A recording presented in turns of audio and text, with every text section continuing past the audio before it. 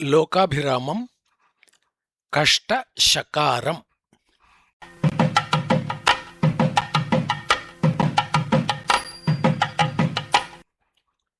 హోటల్లో దోశ తినడానికి, అవునండి, హోటల్ అంటే తప్పు తెలుసా? దోశ తినడానికి పోయిన ఒక అతను బాగా పల్చగా వేయాలే, అంచులు కూడా బాగా కాలాలే, పచ్చిమిర్చి తక్కువగా ఉండాలే అని తన మనసును బయటపెట్టుకున్నాడు. సర్వర్ మహాశయుడు మాత్రం లోపలికి పోయి ఒక సాదా అని ఆర్డర్ ఇచ్చాడు. అది మన ఒకతనికి వినిపించే పద్ధతిలో. ఇంగ్లీష్లో దోశ పేరు దోస అని రాస్తారు. డొస్సా అని పలికిన వారిని నేను చూచి పుణ్యం కట్టుకున్నాను. దోశ అన్నది కూరగాయలలో ఒకటి. వాటిలో ముళ్ళు దోశ, ఏటిగడ్డ దోశ, కీరా దోశ అనే రకాలుంటాయి. ఏటిగడ్డ దోశ అన్నది కర్బూజలంత తీపిగా పండడం, కర్బూజ కన్నా మెత్తగా వెన్నలాగా లోని గువ్వము అంటే గుజ్జు ఉండడం గుర్తుంది. మాకు చిన్నప్పుడు ఉడుమకాయలు తినడం అలవాటు. అవి దోసకాయల కన్నా చిన్నవి, గుండ్రంగా ఉండేవి. వీటిలో కొంత పులుపు ఎక్కువ, గింజలలో పులుపు మరీ ఎక్కువ. గింజలలో అనే కన్నా వాటి చుట్టూ ఉండే పదార్థంలో ఈ పులుపు ఉంటుంది కనుక గింజల చుట్టూ పులుపు అనాలి. పప్పులోనైతే గింజలతో పాటు ముక్కలు వేస్తే ఇక పులుపే పులుపు. ఈ బుడుమకాయలలో కొన్ని చేదుండేవి. అమ్మ వాటిని చిన్న ముక్కలుగా తరిగి కొంత చింతకాయ తొక్కు వేరే తీసి అందులో కలిపి పెట్టేది. 4-5 దినాలైతే ఆ ముక్కలు చేదుపోయి ఉప్పు పులుపు కలిసిన గొప్ప రుచిలోకి మారేవి. ఇనుపబొచ్చల కాలం గురించి. మా ఊళ్ళో చాలామంది అన్నం, పప్పు, కూరలు అన్నీ మట్టి పాత్రల్లోనే వండుకునేవారు. మా ఇంట్లో మాత్రం నాగరికత పేరున అన్నం కంచు, ఇత్తడి గుండీల్లో వండేవారు. చారు, పప్పు మాత్రం మట్టి కుండలోనే. కొంతకాలానికి జనం సత్తు అనే అల్యూమినియం వాడడం నేర్చుకున్నారు. దాన్ని జర్మన్ సిల్వర్ అనేవారు. మా ఇంట్లో ఛాయ్ చేయడానికి మాత్రం సత్తుగిన్నె వాడడం గుర్తుంది. మట్టి కుండలో వండిన పప్పు, చారు రుచి మరో రకంగా ఉండేవి. పాడి కూడా మొత్తం అంతా మట్టి కుండల్లోనే. నేలలో ఒక గుంత ఉంటుంది, దాని పేరు దాలి గుంత. అందులో పిడకలు వేసి మీద 1-2 నిప్పు కణికలు వేసి రాజుకున్న తరువాత పాలకుండ దాని మీద పెడతారు. గుంత మీద ఒక పీట పెడతారు. పాలు దినమంతా అందులో సన్నని సెగ మీద కాగి కాగి చిక్కబడతాయి. వాటి రంగు తెలుపు నుంచి మారిపోతుంది. పిడకల పొగ కారణంగా వాటికి ఒక చిత్రమైన వాసన వస్తుంది. కిటుకు తెలిసిన వారు అమర్చిన పిడకల వల్ల రాత్రి వరకు వేడి పోతుంది. ఆ గుంటలోనే కుండలో తోడు పెడితే తెల్లవారేసరికి చిక్కని కమ్మని పెరుగు సిద్ధం. నిజానికి ఆ పాత్రను కుండ అనకూడదు, దుత్త, అటికే లాంటి పేర్లుంటాయి వాటికి. వెడల్పు మూతి, ఎత్తు తక్కువ కలిగిన గిన్నె లాంటివి అవి. పెరుగును రాచిప్ప, అదే రాతి చిప్పలోకి మార్చిన తరువాత అడుగున పాత్రను కౌచిప్ప అనే ఆల్చిప్పతో గోకాలే. మాడని గోకు వస్తుంది. అమ్మ ఎప్పుడు గోకు పెడుతుందోనని ఎదురు చూడడం బాగా గుర్తుంది. ఇనుపబొచ్చల కాలం వచ్చింది. తిండిలో రుచి పోయింది, పొయ్యి తీరు మారింది, తిండి కాకుండా పోయింది. గొట్టికాయల గురించి. పల్లెలో ఆవులు, బర్రెల కన్నా మేకలు ఎక్కువగా ఉండేవి. మేకలను పెంచడంలోని ఎకనామిక్స్ నాకు తర్వాత కానీ అర్థం కాలేదు. ఎకనామిక్స్, ఎలక్ట్రాన్, ఎలక్ట్రిసిటీ లాంటి మాటలు ఈ అనే అక్షరంతో మొదలు కావాలట తెలుసా? అందుకనే నేను ఎకనామిక్స్ అన్నాను. మేకపాలు కొంత వాసన, కానీ రుచి మాత్రం చాలా బాగుంటుంది. మా ఎదురింటి రాముల వాళ్ళకు బోలెడన్ని మేకలు.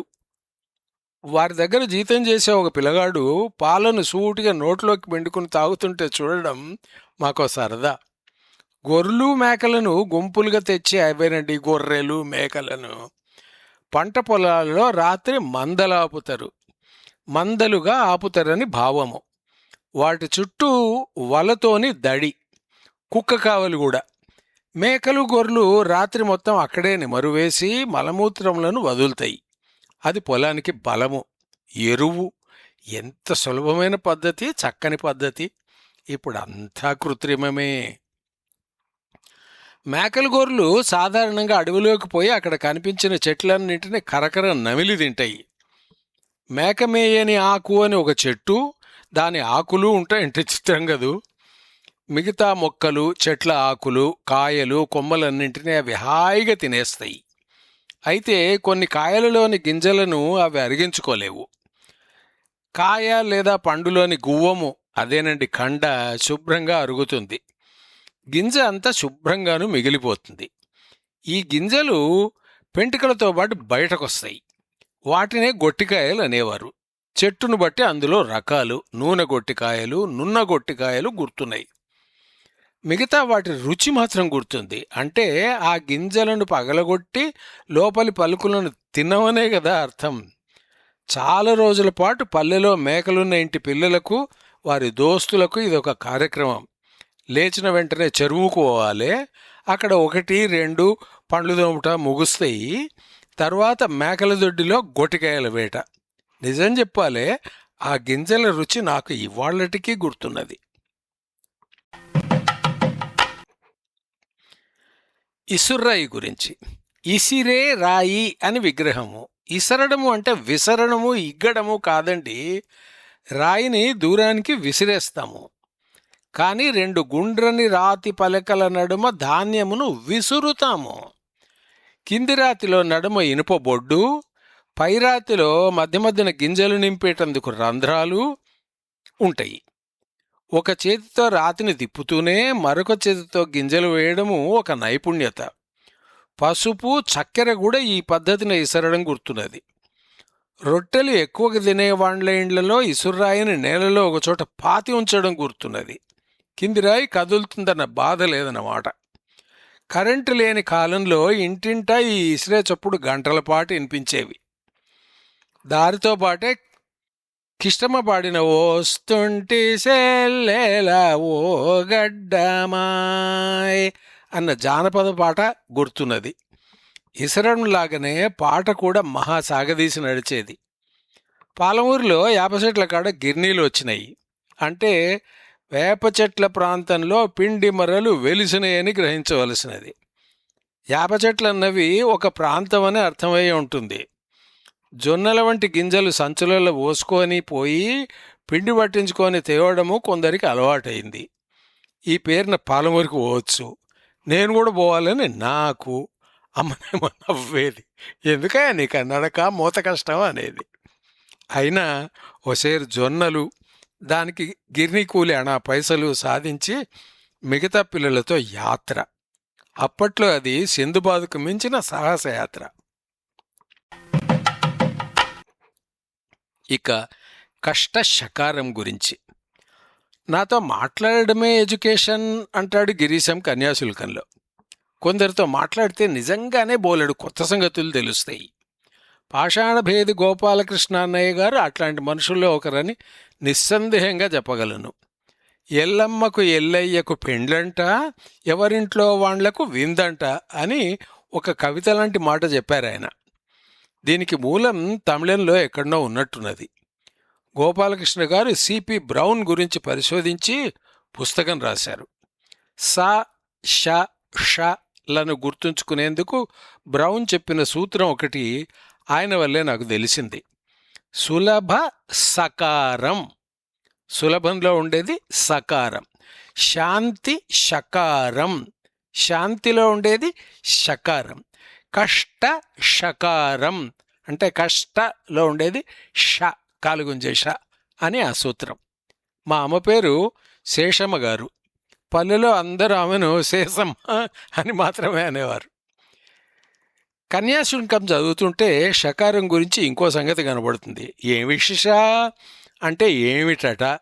ఏమిటిషలో షకారం టా అన్న అక్షరానికి బదులుగా వచ్చిందని అర్థం.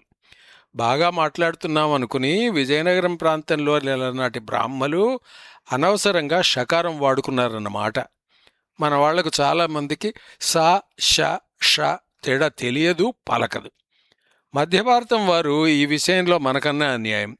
వాళ్లకు షా పలకదు, లేక పలకరు. అన్నింటికీ మామూలు సా వచ్చేస్తుంది. అచ్చమైన ఇంగ్లీష్ స్టేషన్ను స్టేషన్ అంటారు. ఈ సంగతి వాళ్ళకి తెలియదనుకోండి. మన నాయకులలో ఒక ఆయన బాగా మాట్లాడుతున్నాను అనుకుని అన్ని షకారాలే పలుకుతుండేవాడు. ఆయన బహుశా విజయనగరం వాళ్లను విన్నారని మీకు అనిపిస్తే నేనేమీ చేయలేను. అచ్చంగా వాళ్లలాగానే ఈయన కూడా కేవలం బాగా మాట్లాడుతున్నానని అనుకుంటారంతే. పలకవలసిన చోట షా పలకదు, అనవసరమైన చోట మాత్రం అది వచ్చేస్తుంది. కష్టం కదూ.